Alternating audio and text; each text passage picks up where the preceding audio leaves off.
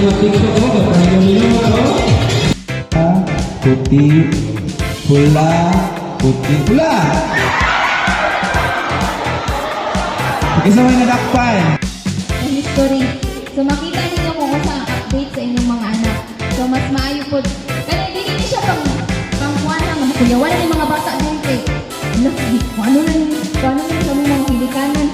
Mabila na yung maayo yun na inyong i-share sa inyong hilikanan na namin connection ba. So mauna siyang isa sa mga example sa open dialogue. So for example,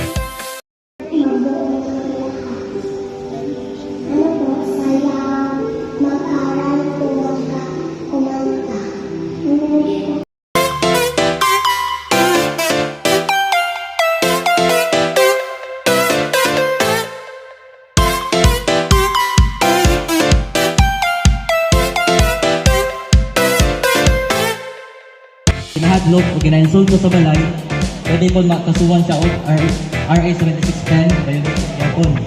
Kung ang bata walay kahigayunan na makadula, makaton matiguban, pwede po siya makasuhan natin nga. Good, ito ko muna. Share mo din sa tubangan. Sige, kinsa man. Kinsa man yung tao. Ang tawas niya, nagod sa tao, galing na mabuhay ko siya.